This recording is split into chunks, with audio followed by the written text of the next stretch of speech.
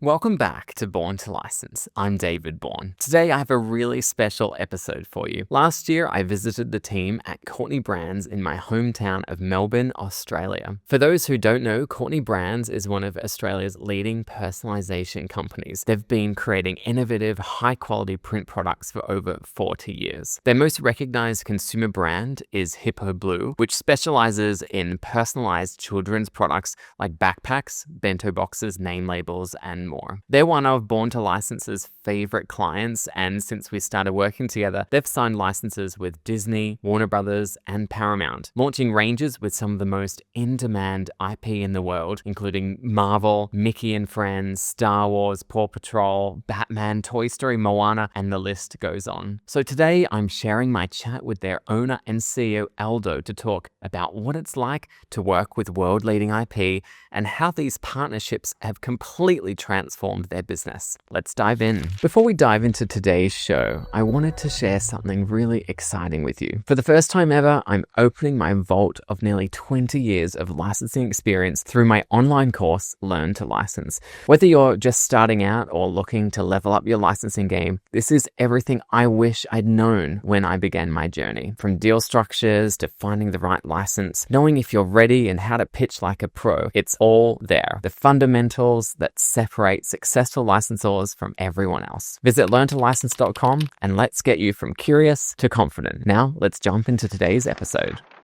So, Aldo, you started as a graphic designer and then you acquired Courtney Brands. Can you tell me about that process and when was it? And yeah, it's a long time ago. So showing my age, but no, definitely. So I did. I started as a graphic designer. So again, as a young kid, I was always good at drawing pictures. Mm-hmm. And my mum and dad obviously wanted me to have a professional career. My parents actually ran pizza shops. So I used to work in a pizza shop part-time, which I loved. And I thought I was going to be a pizza maker for the rest of my life. Mm-hmm. But my parents pushed me to go to school and obviously try and study something. And as a result of that, I found this passion with graphic design. I loved it. And my idea was always to being in a small pizza shop, we used to always have our biggest competition used to be things like your Domino's and your Pizza Hut. Mm-hmm. The big boys. Yeah. Being a small pizza shop, you always struggled against those guys. They did marketing and their shops would be full. Mm-hmm. This was in the day when, the pizza delivery was the only fast food you could get delivered. Mm-hmm. And so for me, it was like, as a designer, there's no barrier, I guess, in design.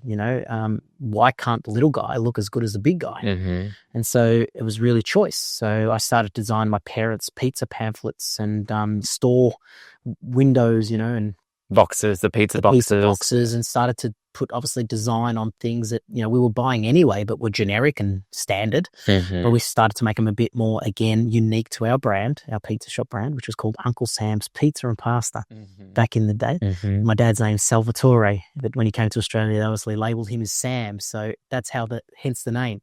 And so from there, that passion grew. And so my focus was always, how do you make the little guy look like he can compete with the big guy? Mm-hmm. And that mentality obviously drove me to doing what I do. And the first opportunity came, obviously I studied graphic design, graduated, worked in an advertising agency, learnt a lot in the agency life, very cutthroat. Again, very challenging at times, but also you got to see the demand of brands, what their expectations were, mm-hmm. and being able to put all that together. This job came up at Courtney Colour Graphics, which was a printing company in Lilydale. Mm-hmm. I was used to driving into Richmond at an agency, and all of a sudden it was like a bit of a change. At the time, I was planning on getting married, so mm-hmm. To be honest, I actually moved for the money, mm-hmm. but I moved to Lilydale, and it was a print manufacturing business that was servicing the Yarra Valley, mm-hmm. And they wanted to expand more and more in design. And so I took the job there with a graphic designer who'd set up a design studio within the business. And 8 years later, the opportunity came up to acquire the business. And again, being a commercial print business with a design studio attached to it, there was an acquisition that fell through, and as a result of that, it was almost presented to the management team, and I was one of the management team running the design studio at the time, and I thought, this could be a really good opportunity for me. I never knew what was going to be around the corner, but at the time I knew there was a lot of potential in this business. And so I used my design skills to take over a printing company. And so before you knew it, I kind of traded the Mac for a folding machine, a printing machine, and a guillotine. And being able to use, again, the mentality of, lead by design, we changed the processes, and we again took over the printing business. And 10 years later, the opportunity came to invest in some digital technology. And this is where I saw the opportunity. We still ran the design studio alongside the printing company. Again, my involvement was more in an operational manufacturing side. It wasn't really in design, but again, the mentality of design was always there. The opportunity came up where we needed to invest in new technologies. Those new technologies everyone was leaning into digital. And for us at that point, we were like, well, we need to lean into digital.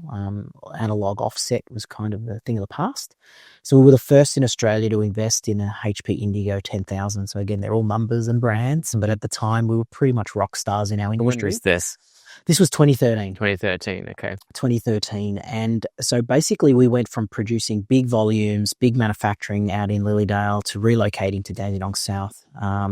Again, strategic move. The Yarra Valley, again, beautiful part of the world, a lot of wineries. Went through a really dark period of root rot. So a lot of the wineries started to obviously struggle in vintages. And we also saw, our the fire season, which was Black Saturday, and that really affected that region. And so strategically, we relocated to Dandenong South as a result of that.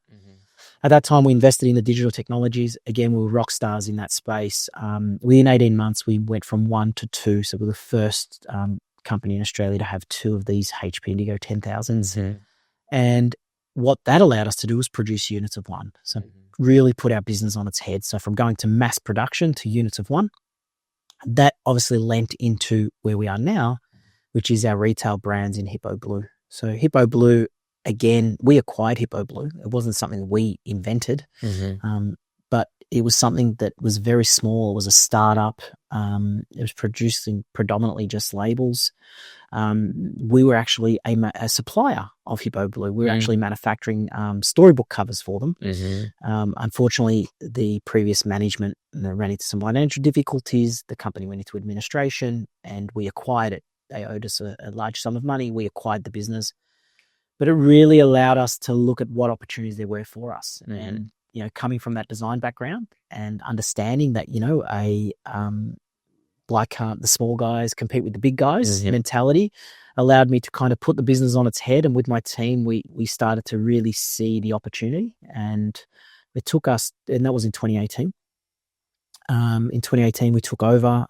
Again, every year that business kept growing to the point that, now we're at a point where it's, 80% of our volume comes from our commercial. 2018, we acquired Hippo Blue, but we actually grew during COVID. A lot of businesses really struggled. Our commercial business struggled. We lost actually a lot of our corporate clients because the volumes weren't there. So all of the, our biggest 2 of our biggest customers at the time were Specsavers and Melbourne University. So Melbourne University had no more students going into Colobus. Core flutes and course brochures, everything went to zero. And same with Specsavers, people were going into optometrists to get their eyes checked because they were at home. So we had a real challenge in our business, and we lent into that e-commerce space. Obviously, Hippo Blue, again, we expanded our range. We went into puzzles. We went into activities like arts and craft and activities, and that really helped us during that time because people were at home. We were still manufacturing, and we were shipping. We also lent into, at the time, there was a real strong need for messaging around COVID. And so using our personalization skills, we actually came up with these COVID packs, personalization COVID packs, which we were actually servicing the food industry because they were still allowed to operate. And during that time, we were actually sending them, floor graphics that would say, stand here, and signs that said pick up at this point. And So what we did is, using our e-commerce and units of one mentality, we basically made these pizza boxes, going back to my pizza story, these pizza boxes that would basically, instead of having a pizza in there, would contain a whole heap of COVID material. So again, always trying to think of how we can make improve in areas and support, obviously, industry. COVID was done and dusted, and then obviously focus was in obviously relaunching Hippo Blue, obviously, with some of the new products that we developed during COVID. And obviously this year, strength to strength, we grew from 30% of our business being e-commerce, being Hippo Blue, to now 80% of that business now being e-commerce. No, it's a big increase. It sounds like you have always had a bit of an entrepreneurial spirit, from working with your family's pizza shop and working on the designs and everything there, and then going and working for a company that you would end up acquiring 8 years after being there. How important do you think that kind of spirit has been from taking you from your parents' pizza shop to where you are today? Yeah, definitely. It's funny because early days, the word entrepreneur has kind of become popular probably in the last 10 years, so before that, I probably never knew that I had those instincts, but definitely maybe coming from a small family business mentality. My parents migrants to Australia, which, I'm very lucky for that. I was born in Italy. So, obviously, again, opportunity, it's just seeing my family business, seeing the opportunity. We didn't just have one. My dad changed many jobs when he was young, and probably just seeing that in the household probably drives you to being more of an entrepreneur. But it's not just that. I think sometimes it's about just wanting to see change or wanting to see areas that can improve, So again, my thinking is, we're constantly, as humans, we're improving, and we're constantly trying to make things better. And so I think that's where it comes from. I think it's how do we make our product better for our customer? How do we, bring it to market more efficiently? How do we get longevity out of it? So all of these things, I guess, gives you that entrepreneurial foundation. But I think definitely it goes back to thanking my parents for, again, giving us challenging moments as kids, and just have to almost fend for ourselves in many ways. Yeah, of course. We're sitting in front of some really incredible licensed products, and I do want to move on to talk specifically about the licensed product that you're doing. But before that, set the scene for me of what you were doing prior to moving into licensing, because you were selling product with Hippo Blue kind of branding. Can you tell us a bit more about that? Yeah, so one of our I guess I think one of our biggest products at the time, and it's funny how things shift, but one of our biggest products at the time were our personalized storybooks. So they're really nicely illustrated and really well written. Again, they were designed to encourage and inspire young children, and they're really targeted at 3+ and maybe more as a keepsake. As a result of that, we always thought in the background in our thinking was, how do we make these characters, because the character at the end of the day is your own child. How do you make this character, and how do you then put that on merchandise? How do you actually take it from the storybook and put it on merchandise that people are going to want to see the connection between a book and a backpack? And we really struggled with that, because we just didn't have the engagement with our audience. So as much as they loved our storybooks, and they loved our bento box, and they loved our backpack, because our focus was product of choice, how do we make the best product for our customer in that space? And how do we add personalization to that? But how do we continue to keep up with the designs? So again, it's a challenging process, because what comes first? Is it the product? Is it the design? Is it a personalization? And I think it takes all three to make the best product. And so, with our competition, you could have one or the other, but how do you bring them all together? And so we really found that there was that designer's block. We would really just work with what was on trend. So if avocados was on trend that year, you'd do avocados. And we found ourselves constantly trying to find new designs, but they were really fads. There wasn't really anything that had some real value. And you had to always know what was the next avocado. Exactly. And to pick that, 12 months in advance is very hard. Very difficult. Yes. So hence the leaning into licensing. Licensing is something, I think it's in you. I think it's, there's people that would buy product, and I guess it's a corporate decision. Mm-hmm. The corporate decision is buy a product, put licensing on it, go and sell volume. Mm-hmm. For us, it's a bit more emotionally connected. For us, we, come from a family of where we love licensed product. We love movies. Mm-hmm. We love, having my own children, bringing them up and really leaning into, again, some of the values that come out of licensing. So for us, it was really, how do we kind of create that designer's block? How do we stop that designer's block? How do we bring something to our customers that is going to bring real value to service already the value that they're receiving in the product of choice? Mm-hmm. And so hence the lean into license. But that wasn't easy. No, well, tell me about that, because it's one thing to say, oh, we want to get into licensing. It's a whole different thing to actually do it. I mean, was it a bit daunting, the idea of like, we want to work with these massive brands? Where do we even start? Because you were working, before we met, you were working with Smiley. So you had a Smiley range. How was that, getting into licensing? How was that experience? It's interesting because Smiley, as much as, and again, with Smiley, they actually came to us. Mm-hmm. And I think so. Makes things easier. Definitely. So previous to that, I think in the personalization kids space, I think we already had a really good brand. Mm-hmm. And I think people really engaged with that brand and saw the value of our product. Hence the reason Smiley were looking for new opportunities, and they saw that in that space there was an opportunity for them. They came to us, which made it a lot easier. Mm-hmm. Also showed us, one, the opportunity, and even though Smiley, the original launch, was nowhere near what we were expecting, mm-hmm. but it also opened us up to the idea. Hence, then we looked at what opportunities were out there, and to be fair, it was literally, most doors were closed. It was mm-hmm. very hard to open those doors. Mm-hmm. We always knew that we had a good product. We always knew that we had good operations and processes, but it was very hard to get in front of the right people.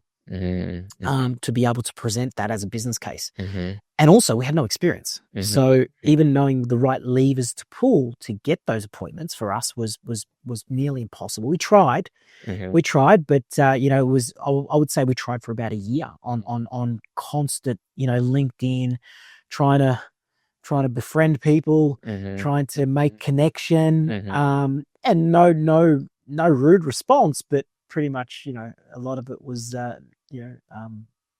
silence. Yeah, either no response or thanks, but no thanks. And I think this is really the challenge that a lot of companies that are new to licensing have, is that they don't know how to just make that first approach. They don't know how to connect with the right person at the licensor to at least like do the pitch. So you're saying you took about 12 months to try and get in front of the right people, and even then you weren't able to do it. Yeah, and we were almost giving up, to be honest. It was almost like, when you're trying to buy your first home and it's like you go to every auction and you get outbidded. It was like we just didn't see a way through. What we did then we looked at Smiley a bit more. We thought, okay, what other assets do they have available to them? And that was even complicated because it was held by an agency here. Mm-hmm. And so even though we thought we had Smiley and there was other franchises available, we couldn't tap into that. So we kind of nearly gave up. Mm-hmm. And then I came across Born to license, and I kind of looked up and I read the profile and I thought, wait a sec, I think let's go with one more last chance. Mm-hmm. Let's try. And so I spoke to Kayla, who's our CFO, and she's like, yeah, let's reach out and we'll try this. And we did. Mm-hmm. And at the other end of the line was David, yourself. Yeah. And we were like, wow, this is actually this could be a possibility for us. Yeah, I remember that. That was almost 2 years ago now, I think. And I think one of the things that got me most excited was that, I'm from here, right? Yeah. So I'm from the southeast of Melbourne. And when that came through, I was like, wow, I feel like this is a company that we can really forge a strong relationship with. When you came to me and we started to get our hand around your business, you immediately ticked a lot of boxes that I knew the Disneys and the Warner Brothers and the Paramounts were looking for in terms of partnerships. And it just so happened that my old colleague, actually two of my old colleagues were working at Disney, still working with Disney, with the right people to speak with. So while it was you sort of taking 12 months to get in front of the right people, I was just calling my old friends, my old colleagues, and saying, hey, I've got this amazing opportunity for you. And I think there's a few challenges that everybody experiences. You're certainly not alone, Eldo, in that experience, is that, it's one thing to get in front of the right person, but it's also another thing to pitch in the right way. And so, I knew what our friends at Disney were looking for, and I knew all the strengths that we needed to highlight in order to get them interested. A quick pause here. If what we're discussing is really resonating with you, you're going to love what I've put together in Learn to License. This isn't just another course. It's 2 decades of real-world licensing experience distilled into actionable strategies you can use immediately. I've worked with everyone from startups to Fortune 500 brands, and the patterns for success are surprisingly consistent. The course covers all things that you need to consider when it comes to licensing, particularly those who are just starting out. So visit learntolicense.com. Your future licensing deals will thank you. All right, back to our conversation. So you signed the license with Disney, I think it was about 18 months ago. And then you first launched to market back to school last year. Tell me about what has the response been, both from your customers, but also what has it meant for your business? So again, at the time you were always a bit nervous. As I mentioned earlier with Smiley, it probably wasn't to the expectation that we thought, but Disney is a different beast. And in saying that, it was exciting, very exciting. I think the most exciting thing for me once we signed with Disney, and obviously we got that over the line. And I just want to touch on that. You guys were instrumental in that because, again, again going on the previous conversation we're having, that there is no way in the world we would have been able to present the way we did, and also just even pull out the highlights that you were able to within our business. Probably the things we take for granted every day that we just do, that were really, I guess, instrumental in getting Disney to see the value in our brand. And so, again, as I've said, Disney for us is, yes, we're just another product. But at the same time, I don't feel like that in the relationship. It feels like they definitely see us as something special. And so, again, that's the work of you and your team that have been able to bring that and make sure that relationship was established with the right foundations. Because, again, like anything, relationships, it's all about people. Yeah. And it's about understanding. And sometimes there's the things that are unsaid that are the things that actually need to be said to make things actually come together. So, but for us, it was super exciting. And I use that word like the grin and from year to year, every day, it was such an excitement for me and my team to be able to put the 2 brands together. For me to see Hippo Blue alongside Disney, let alone, the Disney logo, but then putting it next to the Marvel logo, next to the Star Wars logo, next to Pixar, Cars, stuff that my kids grew up with, stuff that you grew up with, well, Toy Story, 30-year anniversary, these things are like, and again, being a designer, being able to always appreciate, animation at that level, and to now be able to see that on my product was unbelievable. And so from the beginning, I think we set ourselves a pretty big task because I guess in excitement, it was almost like, we want it all and we want it all now. And so we launched, I think it was nine franchises in 6 months. So first 12 months was a lot of planning. It was a sprint. It was a sprint. It was a sprint. And, again, my team, your team, the way they pulled that together, and it was probably the first time in, I would say, 10 years that I actually got on the tools. So I was excited by that as well, that I was actually able to sit there at a Mac again and design back to my beginnings. And didn't last long, so I won't take any credit for any of the designs, but it was exciting to be part of that. So definitely, the 12 months before starting design was hard work because compliance and making sure that we ticked all the right boxes and that Disney felt comfortable. But once we got into the design phase and rolling that into production, that was easy. And that was easy. And come launch, for us, I think the first teaser we did was, our Hippo leaves, which, Hippo's backstory is always about the jungle, pushing through the jungle to reveal Hippo Blue, which is a watering hole where everybody comes together. And so being able to push through those jungle leaves and see the Mickey ears alongside our brand was amazing. And I guess, that 18 months to get us there was exciting. And then we went into launch and the rest is history. Yeah? And what does it mean to have the Hippo Blue brand associated with Disney, like sitting alongside that? It's just huge. It's huge, And again, being able to not just watch the movies or, go to the cinemas and, buy merchandise, but to actually go to Disneyland and walk through the park and in the back of your mind say, I know that asset and we're working with these I'm guys. working with these guys and I'm part of this family, so that there, and not just for me, I think the biggest excitement for me was seeing my kids' reactions.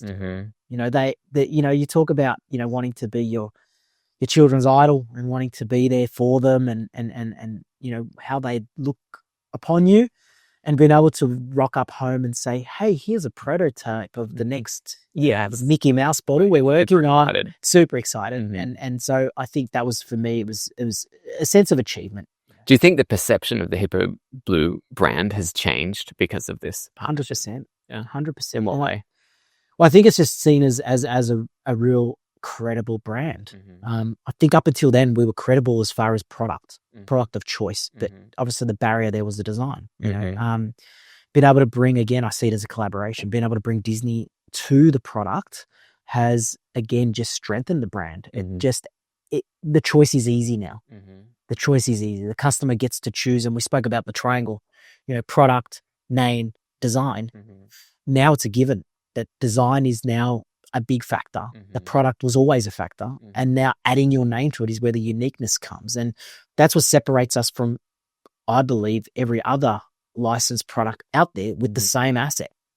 Is that you can have your name on it, and you do go through that personalization process of choosing what you want. So almost the parent is choosing and designing, obviously within reason, what they want for their child. And so even a Spider-Man design, just by changing the name and changing the background color, is a unique design for each child. So that is, I guess, where, again, I think the credibility comes in, and I guess how seeing Hippo Blue alongside Disney is again elevated the Hippo Blue brand. I think consumers are getting more and more savvy, and I think that they can look at something like a partnership with Hippo Blue and Disney and say that Disney would not partner with this company if their product wasn't good, safe, reliable, if it wasn't a good operation. I think that it adds so much credibility to say, oh, Disney work with Hippo Blue, so it must be a great brand.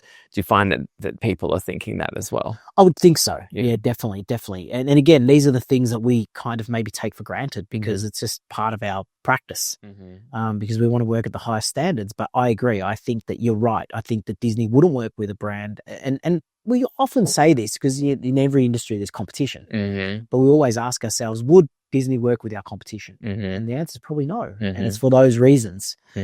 So again, we're very proud of that. And I think that that's something that sometimes we maybe forget, in our day-to-day operations, but definitely is a key part, I think, to the partnership. And do you think your consumer has changed since you started introducing licensed product? I think so. I think we've looked, we ran some, we always run acquisition campaigns throughout the year. Being e-commerce, obviously, the bigger the database, the better. So it's very hard to acquire customers. And I think some of the activity that we've been able to do with Disney has really grown. I think, one of our last acquisitions was, we never forecasted the numbers we did, but more in acquisition numbers. Usually in an acquisition campaign, we'd be lucky to acquire 5,000 to 10,000 new customers through a pretty aggressive campaign. In the recent campaign, we're talking 3 times that number, 3 to 4 times that number, through the same activity. And so again, hence, I think the customer base is changing. So what's that, like a 400% growth? 400% growth on acquisition numbers. Yeah. Unbelievable. Yeah, we still pinch ourselves. It's not. Again, that's the power of licensing. Yeah, is that over and above your expectation? Oh yes, definitely. You would probably say double, but to go 400% is kind of scary. Yeah.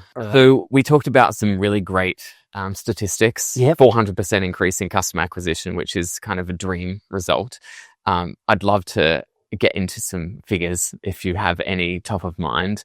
Tell me about kind of the best statistics that you have about your experience working with licensing? Yeah, I think the first thing is the opening up of new markets. So probably there's not much statistics about that, but opportunities throughout the year that we would never have had. So I think the first one is aligning with obviously the activity that the franchises are doing.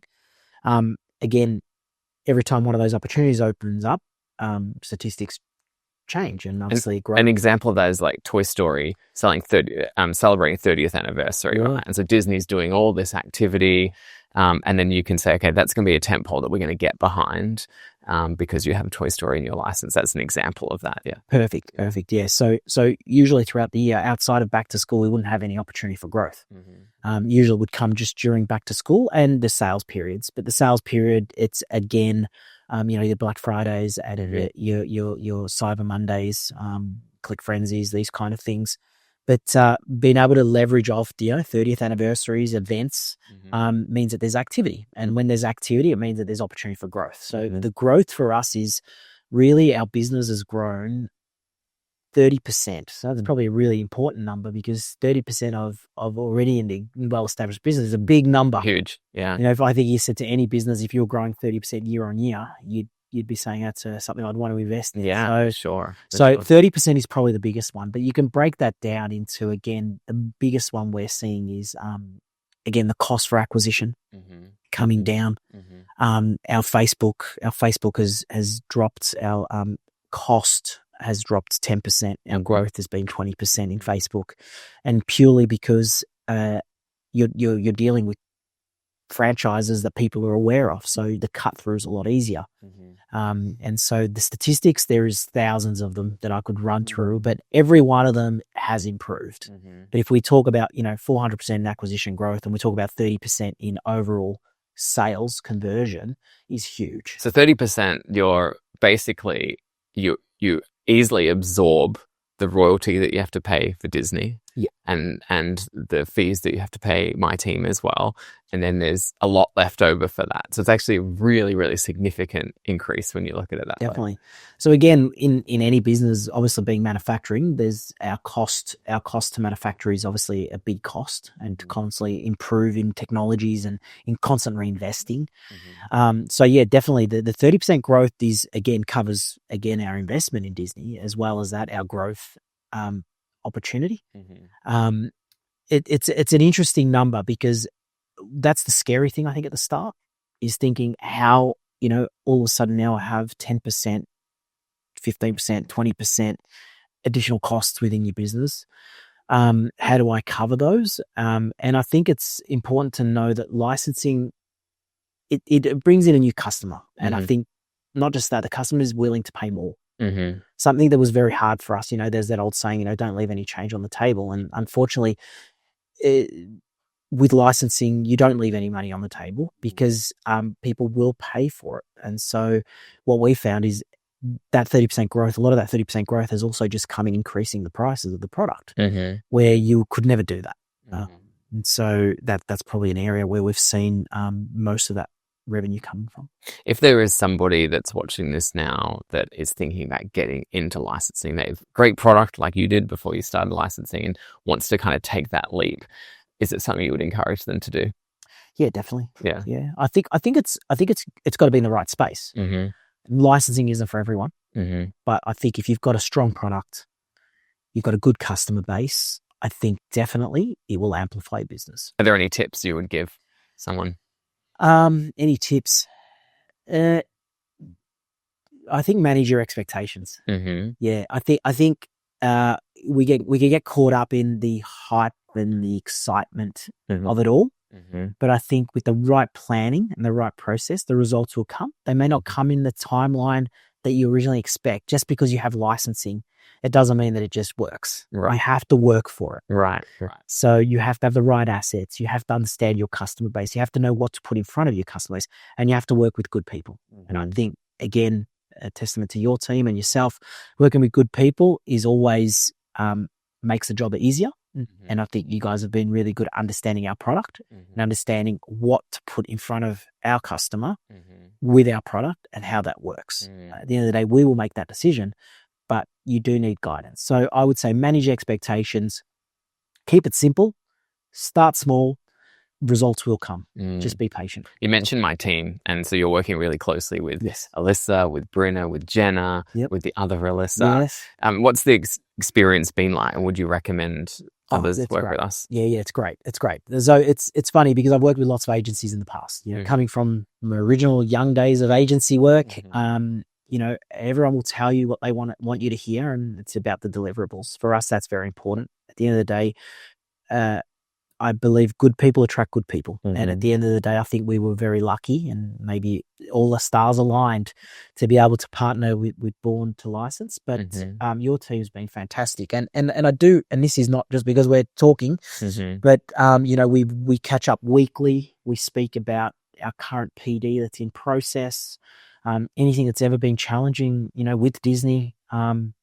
You know, you guys will actually go and fly the flag and make sure that, you know, because again, there needs to be robust, strong conversations in order to get the best result for everybody. And no one's shies away from that. Your team don't shy away from that. And they always put our brand first. And so I think that's what's made a perfect relationship. But working with the team, again, weekly whips, your clear correspondence, understanding of what our needs are, and also just helping develop the product.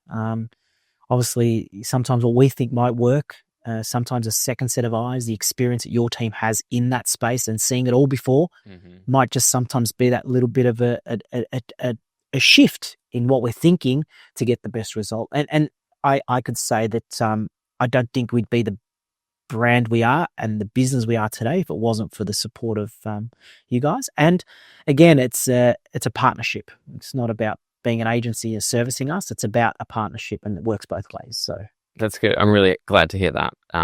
You know, I do think we've got an incredible team at Born to License. I know how much they love working with you guys.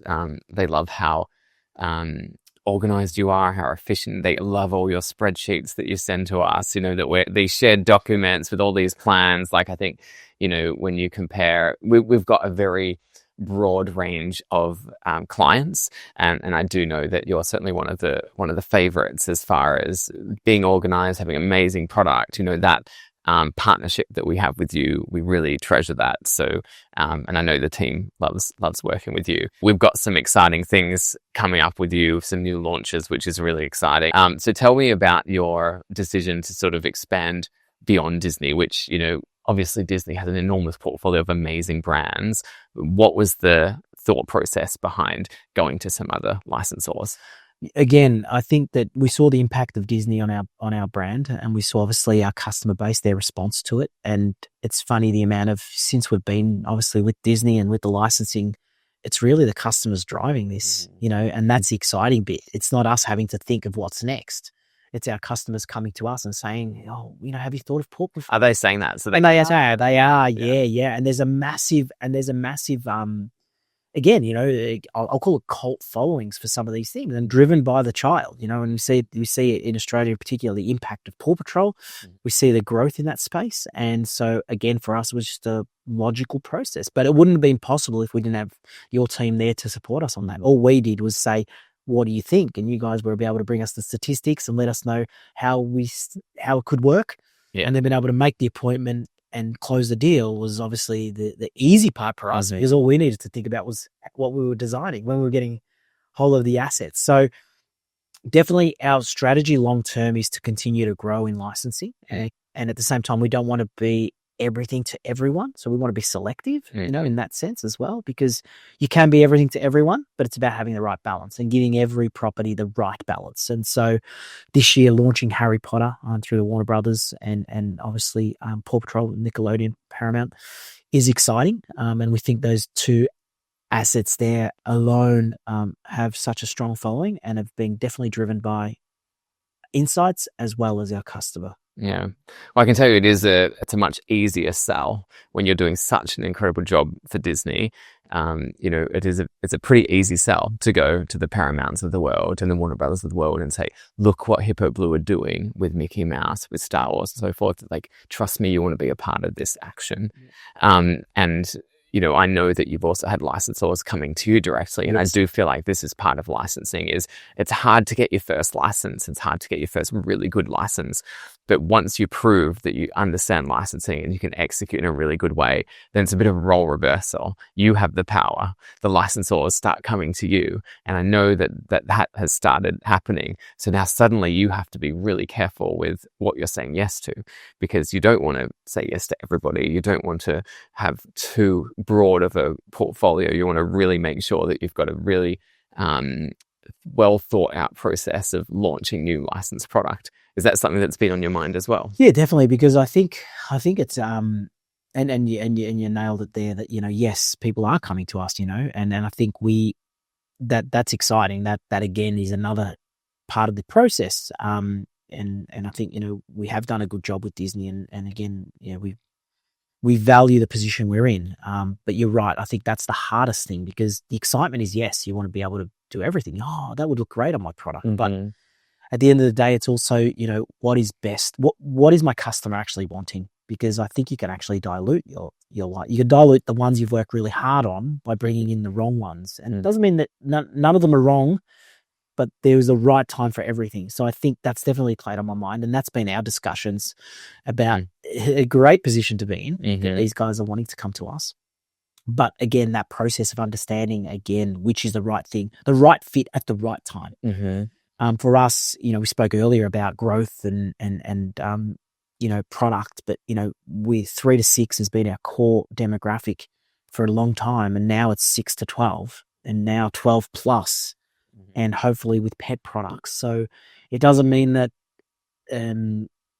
each franchise is across all those products, but at different points they can come in and be across any of those products. So again, choosing the right one is the important thing, I think, and not diluting what you've already got. Yeah, and I think you always have to have your fingers on the pulse of like what's next, like what is coming through that's going to be the hottest preschool property in 1 year time, 2 year time. And I guess that's the other benefit of you working with us is that, we're going to Licensing Expo, we're going to all the summits, we're reading all the industry news, and we can kind of get the rumblings of, what character or IP is going to be big in the next 2 to 3 years, which is very important.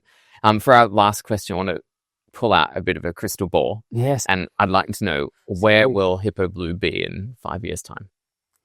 5 years' time. Well, the ambitions are always big. I think if we go back to that mentality, small and thinking big and dreaming big, I think licensing is definitely on the cards. It's something that I think is here forever.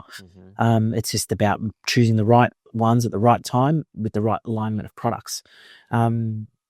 Global expansion for us is probably the next thing. I think what we're doing in Australia, we are the market leaders in this personalized kids space. We have ambitions of having probably some bricks and mortar, having actually a really nice showcase of our products so people can come and experience it firsthand, not just through e-commerce platforms. Continuously investing in the manufacturing of our products. How can we improve it? How can we make our bottles better? How can we make our bags better? How can we make our labels better? But again, in 5 years from now, we'd like to be again not just a local brand, but to be a global brand, and to really be changing the lives of kids all over the world that are going to daycare, school, kinder, bringing that touch of personalization into their lives and making it efficient and creative for the parents as well. Just imagine what it would be like if you could replicate the success that you've had here in Australia in other markets. I mean, the sky's the limit. The sky's the limit, yeah. And in saying that, it'd be a dream, but we can work towards that dream. Dreams do come true. So. Well, look, I hope that we will be by your side every step of the way. Thanks so much for the chat. It's been really interesting. I'm a big fan of you and everything you've achieved here, and looking forward to seeing some launches over the next coming months and beyond. But thanks so much for the chat. Really appreciate it. Beautiful. Thank you very much for your time. I hope you've enjoyed this episode of the Born to License podcast. Don't forget to like and subscribe. And if you're eager to learn more about licensing, I encourage you, take a look at my course, Learn to License. I've condensed almost 20 years of learning in my licensing career to help others understand how licensing works. And as a reward for sticking around, here is a discount code for you to put in. I hope to see you there.